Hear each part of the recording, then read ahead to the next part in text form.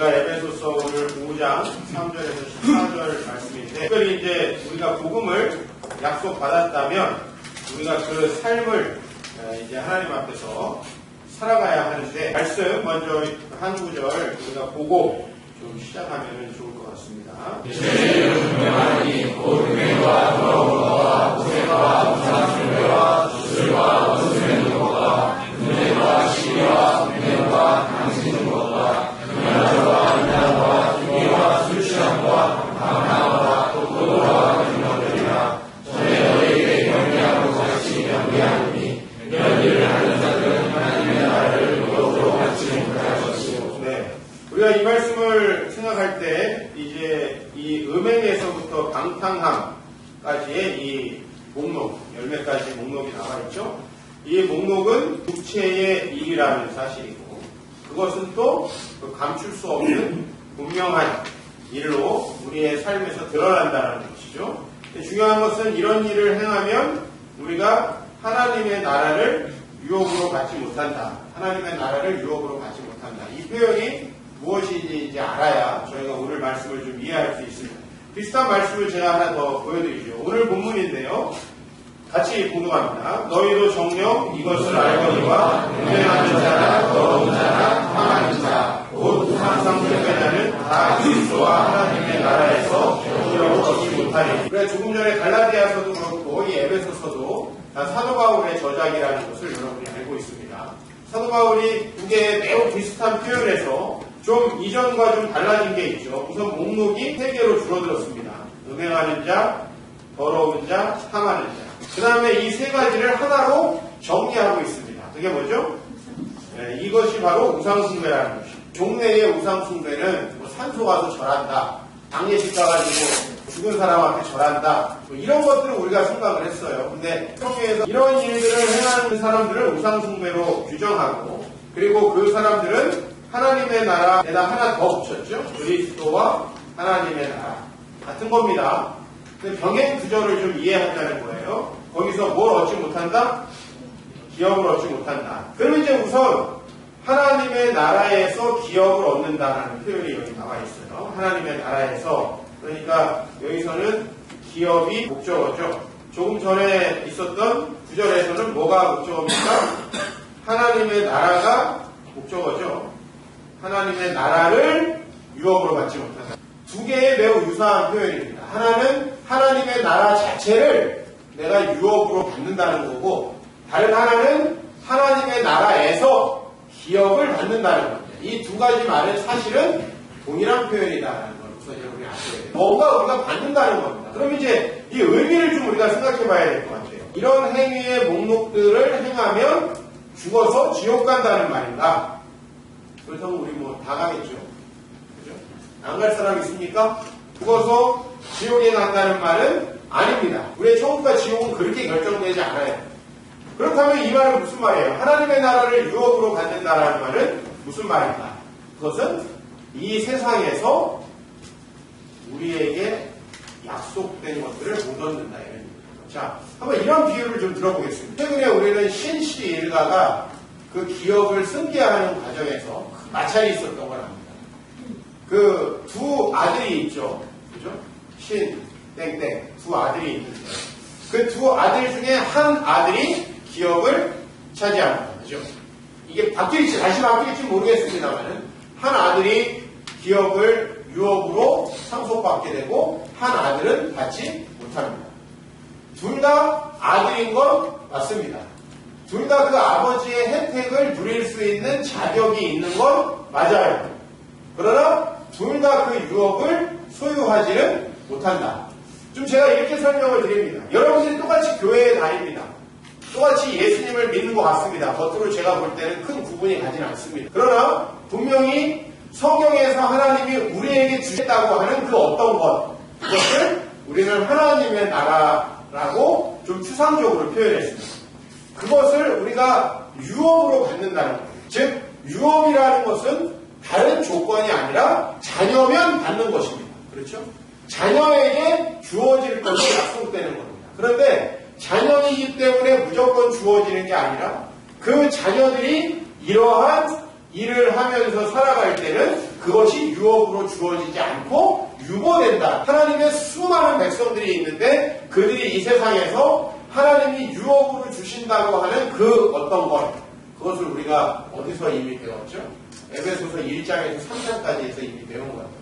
우리에게 하나님께서 주시기로 약속한 이 복음 안에 있는 모든 풍성함을 하나님 나라라고 우리가 표현을 하고 있고, 그것은 우리에게 유업으로 주어진다고 표현되어 있습니다. 유업으로 주어진다 혹은 기업을 받는다라는 표현은 구약의 표현들을 인용한 것이라는 걸 여러분이 우선 아시고, 어쨌든 결론을 좀 내려봅시다. 이러한 행위의 목록들, 이 목록이 뭘 의미하는지는 우리가 좀 나중에 살펴봐야겠지만, 이 목록들은 우상숭배이며 사실 예수님을 믿고 있는 것 같지만 예수님을 믿는 삶이 아니기 때문에 그들에게는 그리스도와 하나님 나라에서 기업이 주어지지 않는다. 즉 여러분의 삶의 모종의 그러한 행위의 목록들로부터 먼 사람과 분명히 삶의 질적인 차이가 있을 거라는 것이 성경의 말씀입니다. 즉 우리에게 똑같이 예수 그리스도 이름이 주어졌고 오늘 여기서 여러분이 똑같이 예배를 드리고 있지만 여러분의 삶이 어떻느냐에 따라서 여러분이 하나님 앞에 받을 축복의 종류나 또 그 양상은 굉장히 달라진다. 기업이라는 말 좀 더 이해하면 좋겠습니다. 원래 기업이라는 말은 구약에 풍성하게 나옵니다. 신약에서는 이 기업이라는 말 이해하기가 어려워요. 그래서 제가 구약을 좀 갔다 와야 될 것 같습니다. 먼저 구약에서 하나님 아브라함에게 이런 약속을 합니다. 내가 너와 내 후손에게 내가 거류하는 이 땅, 그 가나안 온 땅을 뭘로 줘요? 영원한 기업으로 준다라고 했습니다. 하나님의 구원은 하나님이 우리를 구원하시는 건 단순히 우리를 죽음 이후에 어떤 특별한 세계로 데려온 것이 궁극적인 목적이 아니다라는 말씀을 제가 드렸습니다. 하나님께서 우리에게 주시는 구원은 이 땅과도 관련이 되어 있다. 우리가 이것을 자꾸 하늘로 쏘아 올려버리고 이 땅의 삶에 관심을 갖지 않는 것은 성경에서 이야기하는 기독교와 상당히 거리가 많이 있는 것입니다. 하나님께서 우리에게 주신 기업이라는 것은 분명히 이 땅과 관련되어 있다는 걸 여러분이 확인했습니다. 자, 그렇다면 구약의 표현을 하나 더 보죠. 내가 내게 기업으로 주는 가나안 땅에서, 즉 이스라엘 백성에게 주어지는 땅은 일종의 기업으로 주는 겁니다. 즉 하나님께서 그들에게 어떤 목적을 이루기 위해서 주는 거죠. 자, 이 기업을 땅이라고 했을 때 우리는 머릿속에 땅을 주셔서 그러면 땅에 뭔가를 심는다고 생각을 해봐요. 여러분이 농부라고 생각해보고 그 땅에 뭔가를 심는다. 우리는 뭘 기대합니까? 열매라고 기대합니다. 열매. 이 땅에서는 반드시 열매가 기대됩니다. 그래서 이스라엘 백성은 하나님께 이 땅을 받았는데 열매가 기대된다고 구약의 여러 부분에 설명이 되어 있습니다. 근데 그 열매를 주로 이스라엘 백성을 포도나무로 비유를 했고 그 다음에 그 열매를 극산품 포도라고 비유를 했습니다. 그런데 이스라엘 백성이 그 포도를 맺히지 않을 때 그 기업이 어떻게 된다는 겁니까? 그 기업이 소실된다는 거죠. 이스라엘 백성이. 즉 이스라엘 백성은 태어나면서부터 하나님의 백성이고 이 하나님의 백성에게는 모두 다 이 기업 혹은 유업이 약속되어 있습니다. 왜? 하나님의 자녀이기 때문에. 그래서 여러분이 성경을 펴보면 성경에 여러분들을 위한 약속으로 굉장히 풍성합니다. 그런데 아마 여러분들 대부분은 그 성경의 약속들을 경험해 본 적이 별로 없을 겁니다. 그 성경의 약속은 항상 언젠가 될 미래, 30살일 때도 미래, 40살일 때도 미래, 심지어는 70살, 80살일 때도 늘 나에게 아직 일어나지 않는 미래일 가능성이 많습니다. 그 이유가 무엇입니까?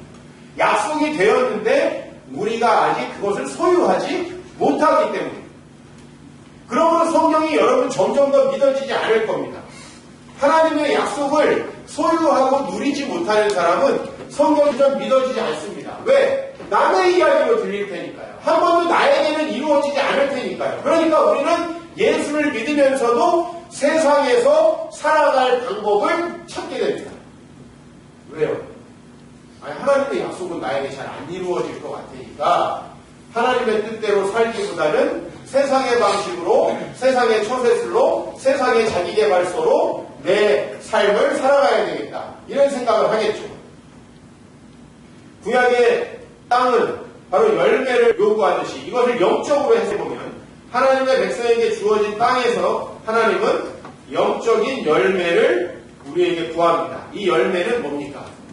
하나님의 주신 말씀을 실천함으로 백성들 중에 나타나는 의와 평강, 이것이 바로 열매입니다. 사랑하고 하나님의 말씀을 따라 살았을 때 주어지는 열매들. 그러면 그 열매를 보고 하나님은 그에게 더 많은 유업을 맡긴다. 즉 우리 이렇게 한번 생각을 해보면 될 것 같아요.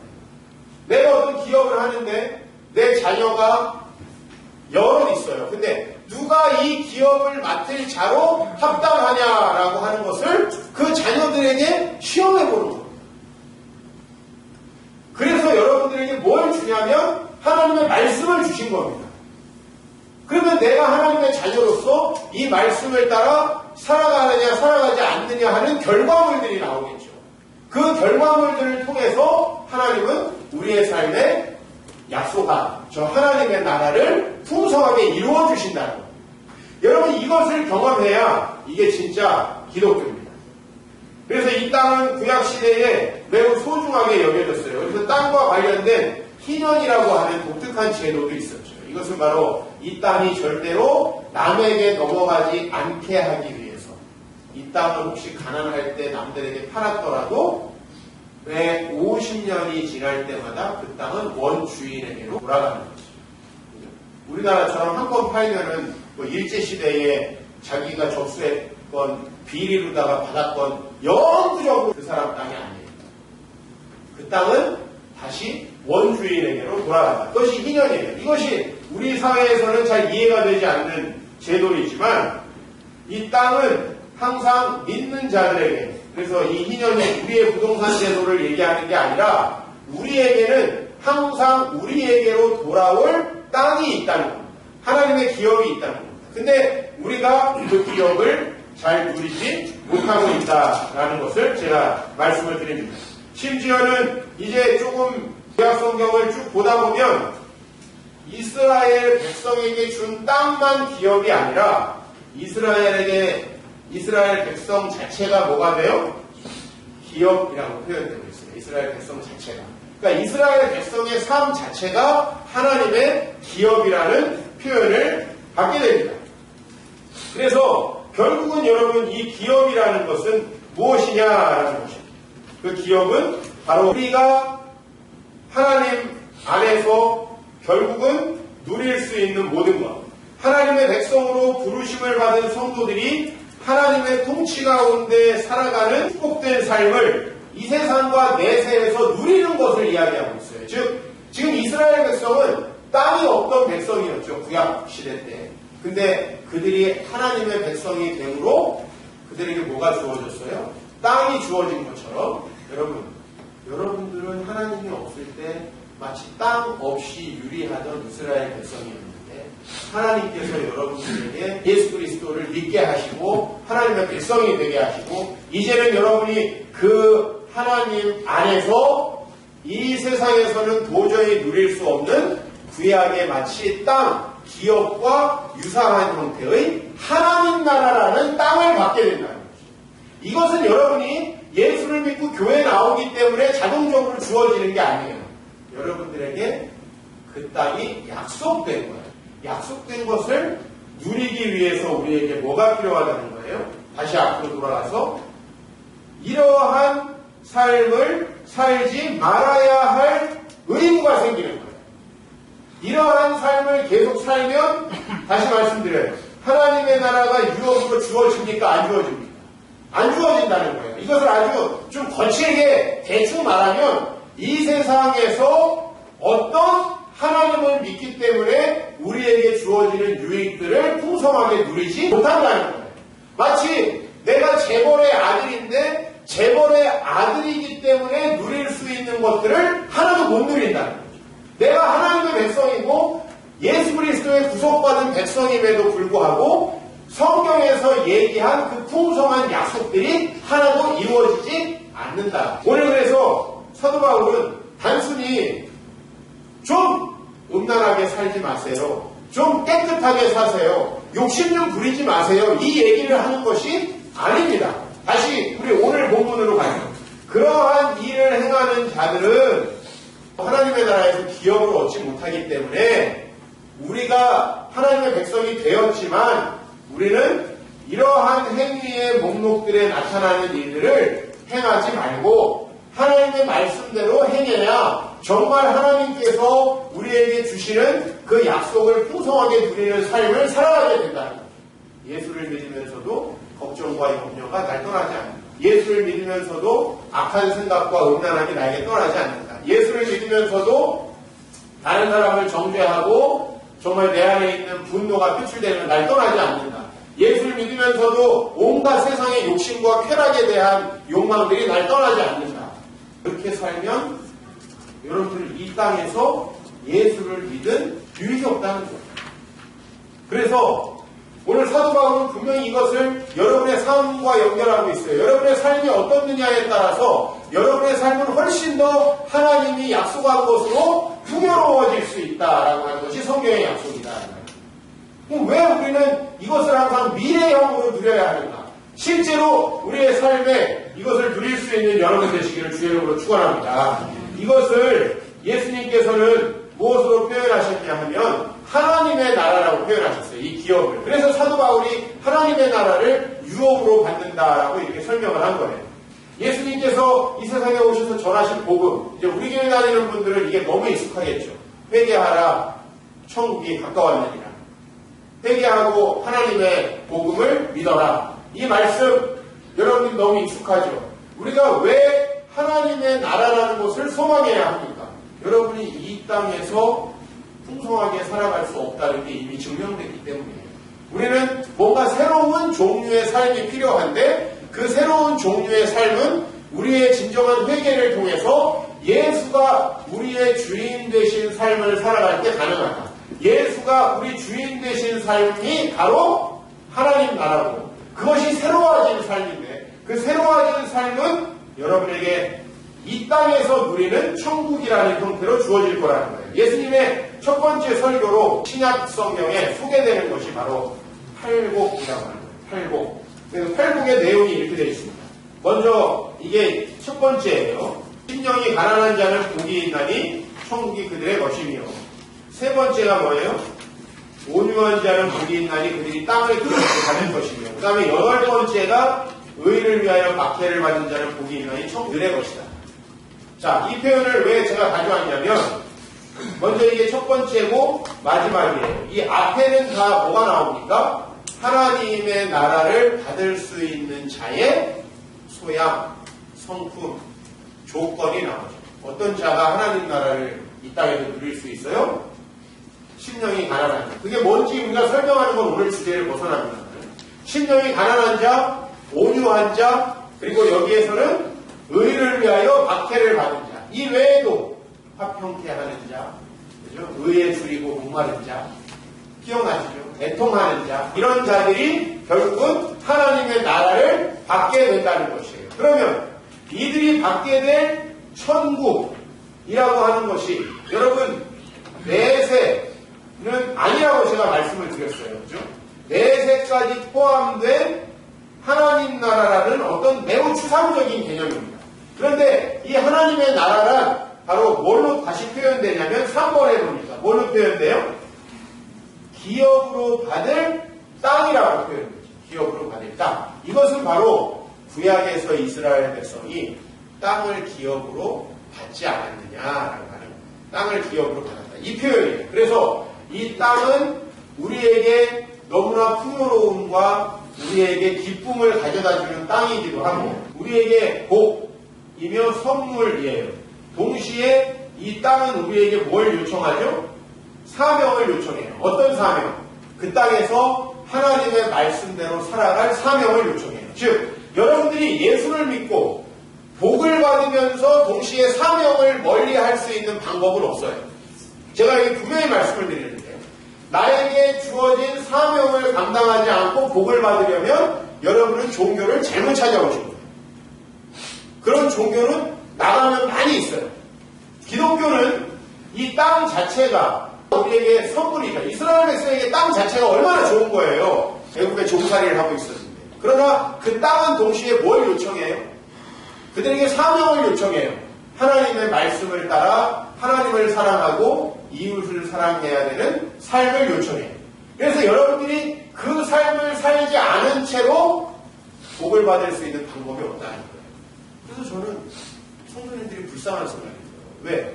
아니 어차피 하나님의 말씀을 따라 살아가지 않으면 이게 주어지지 않는데 이렇게 살지 않을 거면 뭘 교회 다니지 이 생각이 들어요. 여러분 하나님의 말씀 배우고 기도 열심히 하면서 하나님의 복을 누리든지 아니면 이거 안 하고 이것도 못 누리든지 그게 구약이죠? 그죠? 구약의 백성들이 하나님의 말씀대로 살아가지 않을 때 땅이 온전하게 남아 있었어요? 아니요, 땅도 빼앗겼죠? 그러나 구약 백성들이 하나님의 뜻을 따라 살아갈 때 땅도 누렸죠? 그러니까 하나님의 복과 우리의 삶은 같이 갈 수밖에 없다는 거예요. 그럼 오늘 말씀이 이해가 가시죠? 왜 이런 일을 하는 사람은 이게 음행하는 자와 더러운 자, 탐하는 자, 갈라디아서 표현으로 하면 음행과 더러운 것과 호색과 우상숭배와 주술과 원수 맺는 것과 분쟁과 시기와 분냄과 당짓는 것과 분열함과 이단과 투기와 술 취함과 방탕함. 왜 이러한 행동들을 하는 자들에게 예수님, 하나님이 복을 주시지 않는지 아시겠죠? 그것은 하나님이 여러분을 구원하신 목적이 이런 거를 안 하는 땅을 만드는 거예요.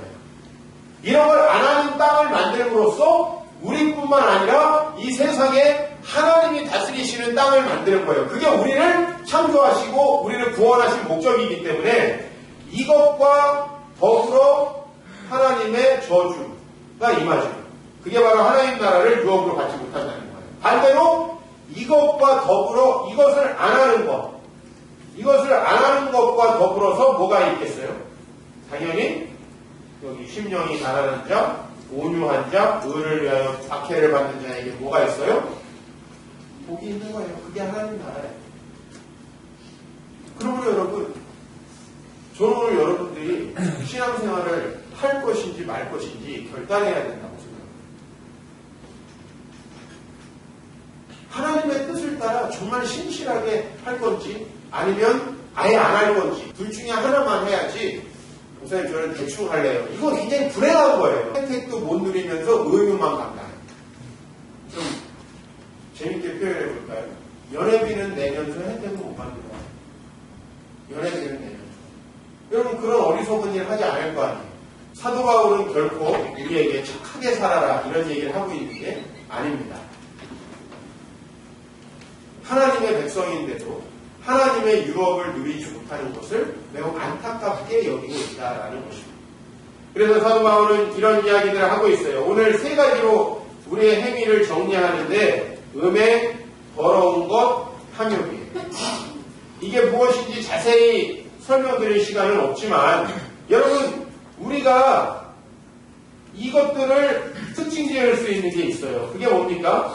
열매 없는 일이에요. 즉 열매라는 것은 하나님이 여러분들을 선택해서 하나님의 백성들이 이러한 삶의 모습을 갖게 될 것이다. 즉 우리의 삶의 모습이 열매예요. 하나님이 기대하는 우리의 삶의 모습. 여러분 우리가 그게 아니라면 그것은 어둠의 일이고 그것은 은밀히 행하여지고 우리가 말하기도 부끄럽죠. 여러분들의 삶에는 말하기 부끄럽고 남들에게 말하기 창피하고 남들이 보면 못할 만한 짓들이 없어져야 합니다. 여러분 왜 우리가 감춥니까?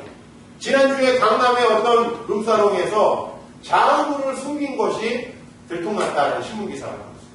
이 사람이 세금을 안 내기 위해서 고객이 신용카드로 결제한 것만 장부에 기록을 해요. 세무서 제출료. 그리고 현금 결제까지 다 포함된 원 오리지널 장부.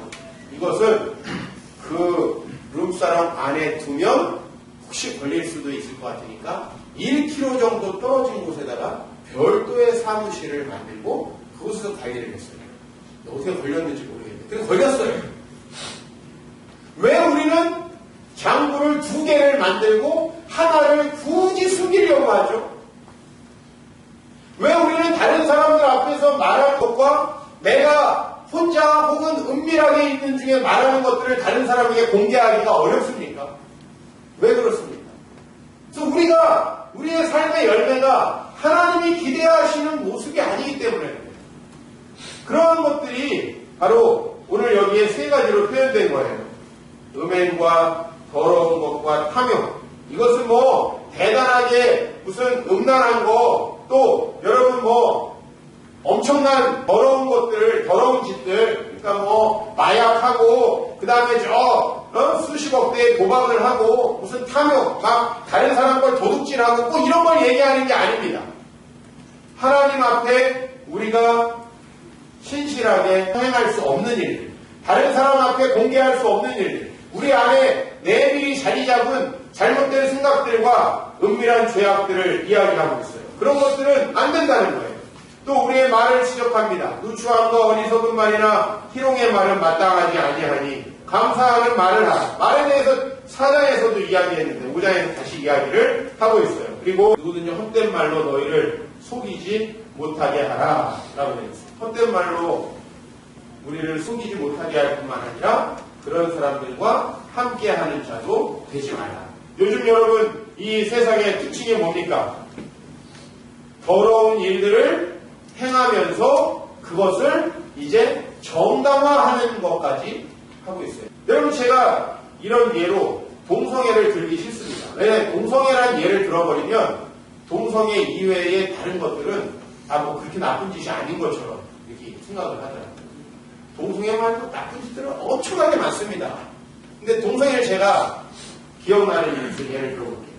제가 대학교 1, 2학년 때는 동성애가 뭔지도 몰랐습니다. 대학교 3학년 때 화장실을 갔는데 동성애자들의 은밀한 모임을 위한 광고가 화장실을 광고가 마치 여러분 그 옛날에 시외버스 터미널 같은 데 가면 남자 화장실 뭐 붙어 있죠? 애인 구함 이런 거 붙어 있습니다. 20대, 30대, 40대 연락처 20년쯤 전에 동성애는 은밀한 거였어요. 남들에게 드러내기 부끄러운 일이었어요. 요즘 어떻죠? 요즘 동성애에 대해서 저처럼 얘기하는 게 부끄러운 일이 되고 있어요. 동성애가 잘못됐다는 걸 얘기하는 자체가 부끄럽게 되고 미국에서는 법으로 정해져가지고 이렇게 설교하면 잡혀갑니다. 이상한 게 더 이상 이상하지 않아요. 헛된 말로 우리가 속고 있는 거예요. 이상한 게 더 이상 이상하게 여겨지지 않는 시대에 살고 있어요. 예전에 적어도 아이고 남자친구랑 여행 간다 그러면 몰래 표 끊어가지고 몰래. 요즘에는 SNS에 올립니다. 최소한 그 일이 비정상적인 일이라는 것을 우리가 인식해야 된다. 여러분 요새 우리 남자분들 내가 오늘 청기누설을 하나 해드리려고 해요. 우리 자매들한테. 우리 남자들한테 있어서 아내 말고 애인이 없는 건 남자들 사회에서 쪼다를 의미한다. 그거 아세요 여러분 우리 자매들? 남자들이 이야기합니다. 애인에 대해서. 여러분 뭐 만나면은 아내에 대해서 얘기하는 줄 아닙니까? 아니에요. 애인에 대해서 얘기합니다. 애인이 없으면 바보 같은 놈이에요. 넌 어떻게 걔랑만 만나고 어떻게 사냐? 그분이 만나보니까 성격도 안 좋던데 어떻게 이렇게 사냐? 그러면서 자기 애인을 자랑하는 거예요. 이런 게 하나의 무용담이고 남자들 사회에서 자랑이 돼 있어요. 적어도 이런 일들은 어떻게 해야 돼요? 부끄러워해야 돼요. 부끄러워해야 돼요. 근데 부끄러워하지도 않고 이것을 자랑하는 사회. 이것을 소위 말하면 뭐라고 그래요? 요새 영어로 커밍 아웃이라고. 아니 악하고 잘못된 거는 감춰야지 최소한의 양심이 살아야 되는 거죠. 근데 이제 더 이상 감추지도 않죠. 오히려 자랑스럽게 생각하고 거기다가 인권이라는 걸 붙여요. 여러분 휴먼 라이트라고 하는 것은 휴먼다울 때 가능한 거예요. 그것이 휴먼으로서 가능한 일일 때 휴먼으로서 가능하지 않은 일들은 휴먼 라이트에 해당하지 않습니다. 근데 모든 불가능한 일들이 가능한 일로 성적 자기 결정권, 말은 또 굉장히 잘 갖다 붙였어. 이런 것들로 다 포장이 돼서 여러분을 속이고 있습니다. 은밀하게 행하여지는 옛날에 말하기도 부끄러운 일들이 이제 정당화되고 있는 사회에서 살고 있죠. 그래서 로마서 1장 32절에 이렇게 얘기하고 있어요. 그들이, 이것은 하나님을 떠난 자들이 이 같은 일을 행하는 자는 사형에 해당한다고. 여기 이 같은 일은 로마서에도 아까와 같은 목록이 있습니다. 그런 일을 행하는 자는 뭐에 해당한다? 사형에 해당한다고 하나님이 정하심을 알아요. 뭘로 알죠? 양심으로 알죠. 양심. 우리가 하나님을 믿지 않아도 양심으로 알죠. 그것은 정상적이지 않다. 그것은 감춰야 되는 것입니다. 그런데 이게 포스트모던 철학의 어떤 한 조류로 틈을 타가지고 모든 그동안에 우리에게 금지되어 있던 것들은 권력자들이 통제를 하기 위해서, 권력자들이 대중을 통제하기 위해서 만들어낸 권력의 일환이다. 이렇게 주장을 하는 이 포스트모던 철학자들의 근거, 이분들이 이렇게 얘기를 해가지고 사회가 좋게 바뀐 것도 많습니다. 그러나 그렇게 이 모든 것들을 권력이라고 하는 거예요. 이성애자가 동성애자를 핍박한 것도 권력이다. 권력이었다. 사회를 통제하는 것도 권력이었다. 원래 인간의 본연의 인간에게 있는 당연한 본성이었는데 이렇게 통제하는 것은 이성애자들의 권력이었다. 이렇게 비정상적인 일이 아니었는데 그것을 비정상적으로, 성적으로도 얼마든지 우리는 여러 파트너와 성관계를 할 수 있는데 성경이 혹은 예전에 권력자들이 일부 일처제라는 것을 만들어서 인간을 통제하는 거다. 그러니까 거기로부터 자유로워져야 한다. 이렇게 속이는 거예요. 그래서 여기 뭐라고 얘기하냐면 자기들만 행할 뿐 아니라 또한 그런 일을 행하는 자들을 옳다 하느니라. 모여서 좋은 이론을 만들어가지고, 그죠? 야, 우리가 하는 게 어때? 이런 식으로 얘기하지 않죠. 법적으로, 사회적으로, 용어적으로 다 포장을 해가지고 그것이 마치 엄청나게 옳은 일인 것처럼 포장을 해서 그런 일을 행하는 자들을 옳다고 하는 거죠. 이제 더 이상 이 세상이 우리가 은밀하고 부끄러운 일이 없어졌죠. 그죠? 모든 일들이 다 가능해졌죠. 정말 양심을 회복해야 돼요. 우리 그리스도인들이 이런 데 물들다 보니까 뭐 어느 정도는 수용을 하고 우리 그리스도인들도 다 세상 사람들에게 동조하고 이렇게 살아가는데 여러분 하나님의 준엄한 심판의 목소리를 들으셔야 합니다. 그리고 분명히 아셔야 할 것, 하나님이 금하신, 하나님이 우리에게 기대하지 않으시는 그러한 삶을 살아가는 자들은 그리스도와 하나님 나라에서 기업을 얻지 못한다. 즉 여러분의 삶은 지금 대단히 풍요로울 것으로 이미 예견되어 있어요. 하나님이 그렇지 않으면 여러분을 부르시지 않았습니다. 여러분의 삶은 이미 매우 축복될 것으로 약속되어 있습니다. 성경을 보시면 여러분의 미래가 얼마나 축복되게 약속되어 있는지 모릅니다. 그런데 우리는 그런 것들을 누리지 못할 만한 삶으로 전락하고 있습니다. 이 세상에 물들어가고 있습니다. 하나님을 의지하지 않고 자신의 스스로 삶의 즐거움을 추구하니까 음해를 하나님의 뜻대로 하나님이 나에게 허락하신 것으로 풍요롭게 살아가려고 하지 않으니까 다른 사람의 것을 탐하는 거죠. 결국은 하나님이 우리에게 주신 것들을 기대한다면 여러분들은 세상의 방식대로 살아가지 않을 수 있습니다. 음행과 더러운 것과 탐욕, 이것은 바로 하나님의 공급하심을 믿지 않는 자들에게서부터 나오는 것입니다. 자신이 스스로 자신의 삶을 채우기 위해서 양심을 거슬러 살아가는 방식이에요. 여러분, 하나님이 채우실 건데 왜 우리가 탈세하고 거짓말하면서 살아야 돼요?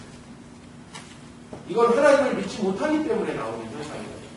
하나님이 우리 부부 안에 가장 아름다운 즐거움을 주시지 않겠습니까? 왜 또 다른 배우자들에게서 쾌락을 추구합니까? 하나님이 여러분에게 주시는 정상적인 이 활동 안에서 하나님은 우리 삶의 모든 즐거움과 기쁨을 허락하십니다. 왜 우리가 도박과 마약과 세상의 쾌락들에 빠져가지고 그것에서 즐거움을 추구해야 합니까? 여러분은 삼시세끼 주어지는 밥에서 충분히 영양을 공급받고 즐거워할 수 있습니다. 왜 우리가 팔도강산 다니면서 쓸데없는 음식들 사 먹으면서 우리 시간과 정열을 낭비해야 합니까? 하나님이 우리에게 공급하시는 것 이상을 여러분 누리려고 하지 마시기를 축복합니다. 하나님이 여러분에게 허락하신 배우자와 이 세상에서 가장 즐거운 삶을 누리시기 바랍니다. 하나님이 여러분에게 주신 물질을 이웃들과 나누면서 그 안에서 행복을 주실 하나님을 기대하시기 바랍니다.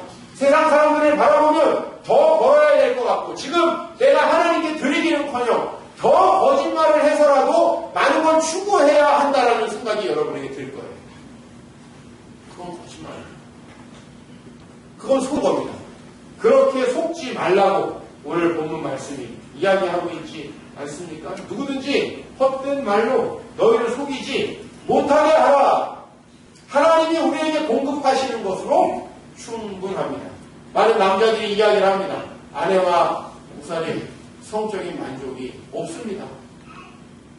아내하고는 내 욕구를 만족시킬 수가 없어요. 그래서 저에게 애인이 필요합니다. 거짓말.